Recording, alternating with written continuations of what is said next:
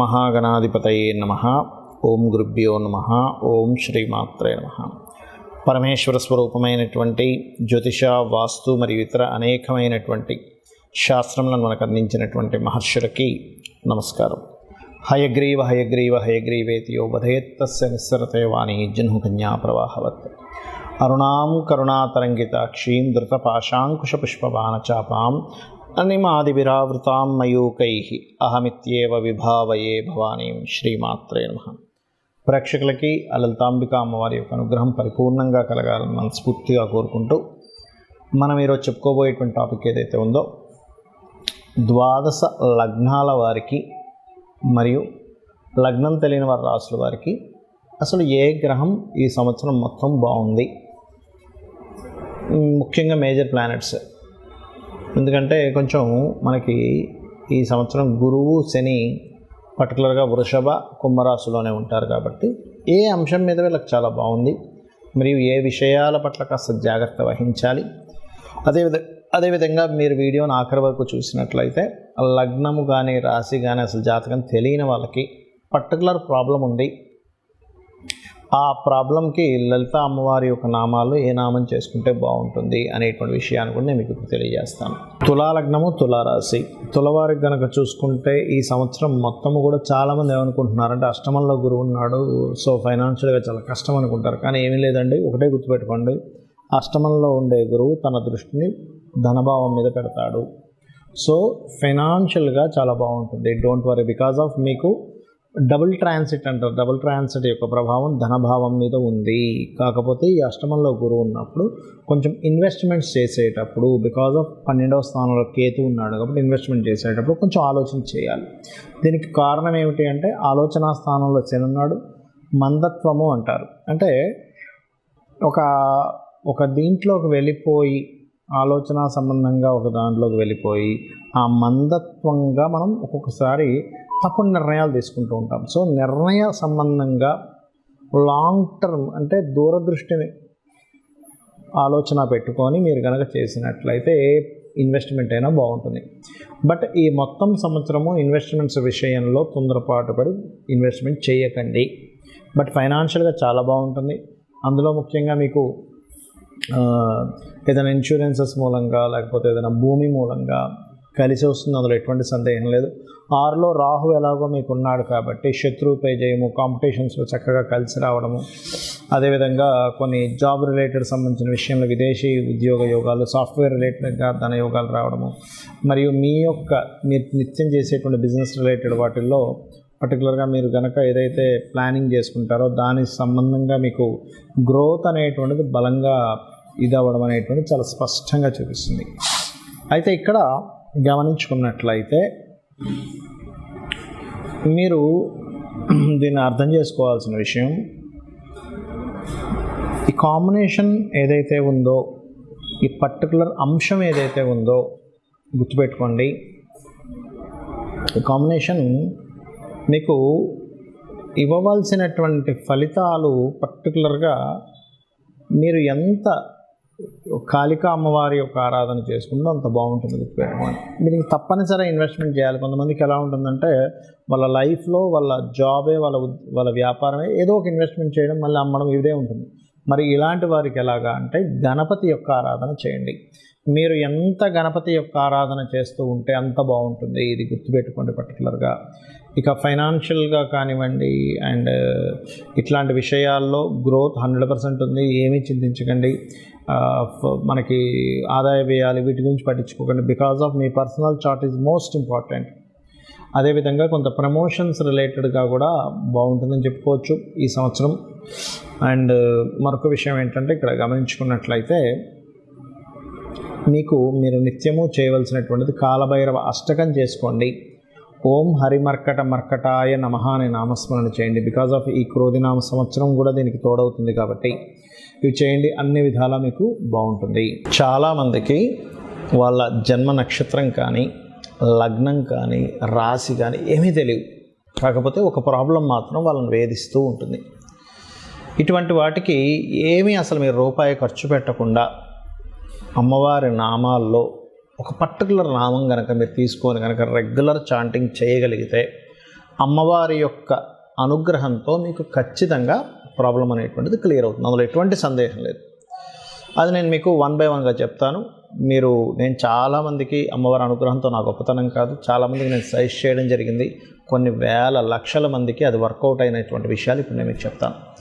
Point number 1, మనం చూడండి, ఎవరైనా లైఫ్లో చిన్నప్పటి నుంచి కూడా అసలు ఏ కోణాన వాళ్ళు సంతోషంగా లేరు, ఎప్పుడు ఇన్సెక్యూరిటీగా ఉన్నారు, ఎదగలేకపోతున్నారు అంటే ఒకటే గుర్తుపెట్టుకుని, వాళ్ళ జన్మజాతకంలో లగ్నం పాడైపోయింది పూర్తిగా.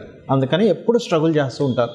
వాళ్ళు చాలా మంచి వాళ్ళు అయి ఉంటారు, ఎవరికి ఇబ్బంది పెట్టరు, కానీ స్ట్రగుల్ ఫేస్ చేస్తున్నట్టు వాళ్ళకి అర్థం కాదరే అన్యాయం చేసేవాడు హ్యాపీగా ఉన్నాడు, నేను ఎందుకు ఇలా ఉన్నాను అనిపిస్తూ ఉంటుంది. దానికి కారణం తెలియకుండానే వాళ్ళు పాస్ట్ లైఫ్లో చేసిన ఒక కర్మ. దానికి మరి ఏమిటి అంటే సింపుల్గా గుర్తుపెట్టుకోండి, 2 చెప్తాను ఇక్కడ విషయాలు. 1 శ్రీమాత్రే నమః అమ్మవారి నామాల్లో, లేదా జై గురుదత్త, శ్రీ గురుదత్త అనుకుంటూ ఉండండి. మీరే చూస్తారు ఇది ఎంతసేపు చేయాలి, ఎన్నిసార్లు చేయాలంటే 40 minutes ఖచ్చితంగా చేయాలి కూర్చొని. ఎనీ మంత్ర ఇక్కడ నుంచి నేను చెప్పబోయే ప్రతి మంత్రము మినిమం 40 minutes చేయాలి. ఇంకా నాకు ఎక్కువ కష్టం ఉందంటే గంట సేపు చేయండి. రోజులో మనం కొన్ని గంటల తరబడి ఏవేవో పనుల్లో మనం టైం వేస్ట్ అవ్వడమో ఇట్లాంటివన్నీ జరుగుతూ ఉంటాయి. ఇది మీకు పెద్ద విషయం కాదు. స్థిరంగా మీరు కూర్చొని చేయగలిగితే మీ లైఫ్ని మారుస్తుంది ఇది, రైట్. ఇక మరి కొంతమందికి ఫైనాన్షియల్ ఇబ్బంది ఉంటుంది. అరే ఏ పని చేసినా సరిగ్గా డబ్బులు రావట్లేదండి, డబ్బులు మిగలట్లేదండి, అన్నీ నాకు డబ్బులు అసలు నా టాలెంట్కి సరిపోయే అన్ని డబ్బు నాకు రావట్లేదని చాలామందిలో ఆ బాధ ఉంటుంది. దానికి ఏం చేయాలి? లలితా సహస్రనామాల్లో 2 నామాలు ఉన్నాయి. దీన్ని మీరు చేయగలిగితే, ఎందుకంటే సర్వసాధారణంగా ఇది ఎందుకు జరుగుతుందంటే ధనస్థానము అంటారు జ్యోతిష్శాస్త్రంలో. ఈ ధనాధిపతి ఎక్కడున్నాడు, ఎలా ఉన్నాడు, ఎలా వర్కౌట్ అవుతున్నాడు, ఈ యొక్క కాంబినేషన్ తెలియకపోవడం వల్ల చాలామంది నష్టపోతూ ఉంటారు. ఆ పర్టికులర్ జాతకం తెలుసు, ఏమంటే పలానా గ్రహం పలానా దగ్గర ఉంది కాబట్టి దాన్ని ఏ ప్లానెట్ మీకు బ్రేక్ చేస్తుందో దానికి సంబంధించిన దానం ఇవ్వచ్చు, జాతకం తెలుసు. మరి తెలియనప్పుడు పరిస్థితి ఏమిటి అంటే, ఓం సంపత్కరీ సమారూఢ సింధుర వ్రజ సేవితాయే నమః, అదేవిధంగా ఓం ధర్మాధార ధనాధ్యక్ష ధనధాన్య వివర్ధిని అని మాయి చేసుకోండి. మరి ఒక ప్రయత్నం చేస్తున్నానండి, ఒక డిజైర్ ఉంది, ఒక గోల్ కోసం నేను బ్రతుకుతున్నా అంటారు కొంతమంది. It's really great. ఎందుకంటే ఒక గోల్ కోసం బ్రతికేటువంటి మనిషి రియల్లీ, ఎందుకంటే దానిలో కోసం స్వార్థం కూడా ఉండదండి. నేను ఒక గోల్ సాధించడానికి నా జీవితాన్ని మొత్తం నేను త్యాగం చేస్తున్నా అంటారు. అలాంటి డిజైర్ మీకు నెరవేరాలంటే ఏం చేయాలి? మీరు నవగ్రహాల్లో, ఇది ఒక్కొక్క జాతకానికి డిఫరెంట్గా ఉంటుంది, బట్ యూనివర్సల్గా ఒకటి చెప్తాను నేను మీకు ఇప్పుడు. అదేమిటంటే నవగ్రహాల్లో పర్టికులర్గా గుర్తుపెట్టుకోండి, మీరు బుధగ్రహము శుక్రగ్రహము గుర్తుపెట్టుకున్న బుధ శుక్ర గ్రహాల దగ్గర దీపారాధన చేసి ఒక 9 ప్రదక్షిణాలు చేసుకొని, అదే ఆలయంలో ఉన్న స్వామివారికి ఒక 3 ప్రదక్షిణాలు అమ్మవారికి కానీ స్వామివారికి కానీ చేస్తూ మీరు ఏం చేస్తారంటే, ఈ గోల్ ప్రాసెస్లో ఏమవుతుందంటే చాలామందికి, అరే నా జీవితం ఏమైనా నేను కోల్పోతున్నానా, నన్ను నేను కోల్పోతున్నానా అని ఒక చిన్నగా ఈ ట్రావెల్లో వాళ్ళకి డౌట్ వస్తుంది. అరే ఈ దిక్కుమాలని గోల్ పెట్టుకున్నానేమో, నేను అనవసరంగా ఈ గోల్ అని గాతలు పడింది. ఎలాంటిదంటే సినిమా ఫీల్డ్లోకి వెళ్తారు కొంతమంది, లేకపోతే ఏదో రీసెర్చ్ చేస్తూ ఉంటారు కొంతమంది, ఇంకా రకరకాలు ఉంటాయి వాళ్ళకి. దానివల్ల పెద్దగా అప్పటికి ప్రస్తుతం వాళ్ళకి పెద్దగా మనీ ఏం రాదు, ఏముండదు, కానీ వెళ్తూ ఉంటుంది ఆ లైఫ్లో.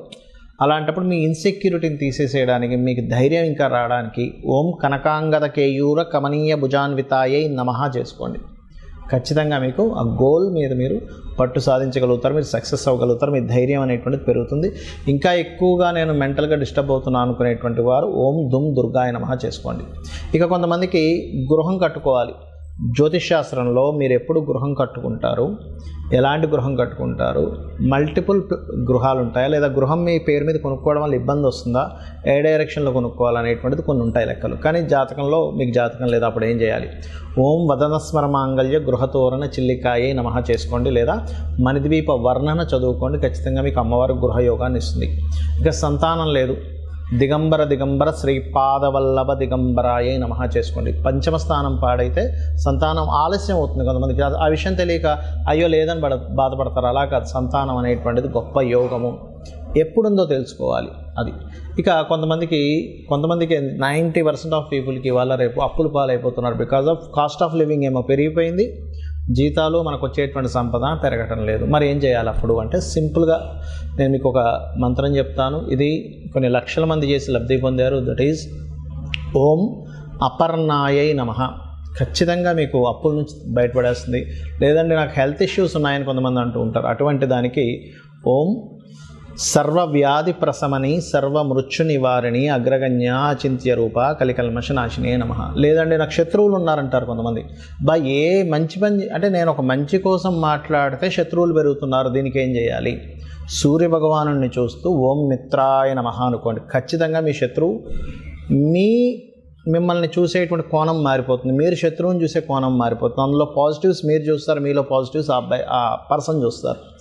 అలాగే మరి కొంతమందికి వివాహం అవ్వదు. అలాంటి వారు సప్తమ స్థానం పాడవడమో 12వ స్థానం పాడైనప్పుడు ఏమవుతుందంటే, సప్తమ స్థానం పాడైతే వివాహం అవ్వదు, అంటే లేట్ అవ్వడము, డిస్టర్బెన్స్ వస్తూ ఉంటాయి వివాహం చేసుకుందామంటే. 12వ స్థానం పాడైతే మీకు వివాహ జీవితం పూర్తిగా పాడవడం, డివోర్స్లు అవ్వడం ఇట్లాంటివి జరుగుతుంటుంది. ఫస్ట్ ఆఫ్ ఆల్ మనం వివాహం అవ్వాలంటే ఏం చేసుకోవాలి అంటే, లలితా సహస్రనామాల్లో ఓం కామేశ బద్ధ మాంగళ్య సూత్ర శోభిత కందరాయై నమః ఈ మంత్రాన్ని 40 minutes చేయండి. లేదంటే వివాహం అయింది బట్ లాట్ ఆఫ్ కాంట్రవర్సీస్ వస్తున్నాయి, గొడవలు వస్తున్నాయి, విడిపోతామేమో అనిపిస్తుంది, మనసులోనేమో మాకు కలిసి ఉండాలని అంటూ ఉంటారు. అలాంటి వారు ఓం కామేశ్వర ముఖాలోక కల్పిత శ్రీ గణేశ్వర కూడా చేసుకోవచ్చు. ఎందుకంటే ఒకరి ముఖాన్ని ఒకరు చూడంగానే గణపతి ప్రత్యక్షమయ్యాడంటారు. ఇది ఒక రకంగా చెప్పాలంటే కొన్ని ఆటంకాలు తొలగడానికి కూడా చేస్తారు. లేదా మరొక విట్ ఏంటంటే, ఇక్కడ శివకామేశ్వరాంకస్త శివా స్వాధీన వల్లభాయే నమః కూడా చేసుకోవచ్చు. అయితే నేను సెకండ్ చెప్పింది ఏదైతే ఉందో అది ఇంకా పవర్ఫుల్గా పనిచేస్తుంది. ఓం శివకామేశ్వరాంకస్త శివ స్వాధీన వల్లభాయే నమః చేయండి. మీరే చూస్తారు చేంజ్ అనేటువంటిది. ఆకస్మికమైనటువంటి సంఘటనలు మీ లైఫ్లో పదే జరుగుతున్నాయి, మాటిమాటికి నష్టాలు జరుగుతున్నాయి. ఓం అష్టమీ చంద్ర విభ్రాజ అలికస్థల శోభితాయ నమః. కెరియర్లో గ్రోత్ రావాలి. ఓం మాణిక్య మకుటాకార జానుద్వయ విరాజితాయ నమః. లేదంటే నాకు బిజినెస్లో గ్రోత్ రావాలి. ఓం ఇంద్రగోప పరిక్షిప్త స్మరతోనా వజంగికాయ నమః. లేదా నేను విదేశాలకు వెళ్ళాలనుకుంటున్నాను, లేదా నేను చేసేటువంటి ఏవైతే ఇన్వెస్ట్మెంట్స్ ఉన్నాయో అవన్నీ నష్టపోతున్నాను, నేను ఎలాగ నష్టపోకుండా నా ఇన్వెస్ట్మెంట్స్, ఎందుకంటే ప్రతి ఒక్కరు కూడా వాళ్ళ లైఫ్లో ఒక స్టేజ్కి వెళ్ళిన తర్వాత కొంచెం రిలీఫ్ అవ్వాలి, రిలాక్స్ అవ్వాలనుకుంటారు. దానికోసం సర్టన్ ఇన్వెస్ట్మెంట్స్ చేస్తూ ఉంటారు. అలాంటప్పుడు ఆ ఇన్వెస్ట్మెంట్స్ అన్నీ వేస్ట్ అయిపోతున్నాయి అనుకోండి, ఏంటి నా పరిస్థితి అనిపిస్తూ ఉంటుంది. అలాంటప్పుడు ఓం సింజానిమణి మంజీర మండిత శ్రీ పదాంబుజాయై నమః అని నామస్మరణ చేసుకోండి.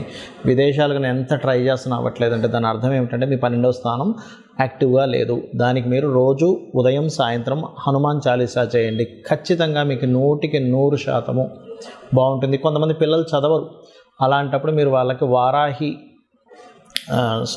భూ సంబంధించిన వివాదాలు ఉన్నప్పుడు వారాహి చేసుకోండి. లేదు పిల్లలు చదవడం కోసం మీరు మంత్రం చేసుకోవాలనుకుంటే మీరు చేయవలసింది ఏమిటి అంటే, మీరు చేయొచ్చు, లేదు మీ పిల్లలకు నేర్పిస్తే ఇంకా అద్భుతంగా వాళ్ళ చదువు సాగుతుంది. అదేమిటి అంటే సింపుల్గా వారికి హయగ్రీవ స్తోత్రం నేర్పించండి. చాలా చిన్నగా ఉంటుంది. ఓం హయగ్రీవ హయగ్రీవ హయగ్రీవేతి యోవదేత్ అంటే ఇది కొంచెం వాక్ సంబంధించిన పెరగడానికి ఇది. అయితే పర్టికులర్గా ఏంటంటే చిన్నపిల్లలకి పర్టికులర్గా వాళ్ళు చేసుకోలేరు అనుకోండి, మీరు ఒక గ్లాస్ నీళ్ళు తీసుకొని ఆ నీటిని పట్టుకొని జ్ఞానానందమయం దేవం నిర్మల స్ఫటికాకృతిం ఆధారం సర్వ విద్యానాం హయగ్రీవం ఉపాసమహే చేసుకోవాలి. అలా కాదు, వాక్ సంబంధించిన పెరగాలి. నేను ఎప్పుడు శ్లోకంలో చెప్తుంటాను, హయగ్రీవ హయగ్రీవ హయగ్రీవేతి యో వదేత్ తస్య నిస్సరతే వాణి జన్హుకన్యా ప్రవాహవత్ అని. అది చేసుకున్నట్లయితే అన్ని విధాలా బాగుంటుంది. సో మీరు ఇవి చేసుకొని జాతక చక్రం ఇలా ఉంది అలా ఉంది ఏమీ భయపడకుండా మీరు అద్భుతమైనటువంటి అమ్మవారి అనుగ్రహాన్ని పొందాలని మనస్ఫూర్తి కోరుకుంటూ శ్రీమాత్రే నమః.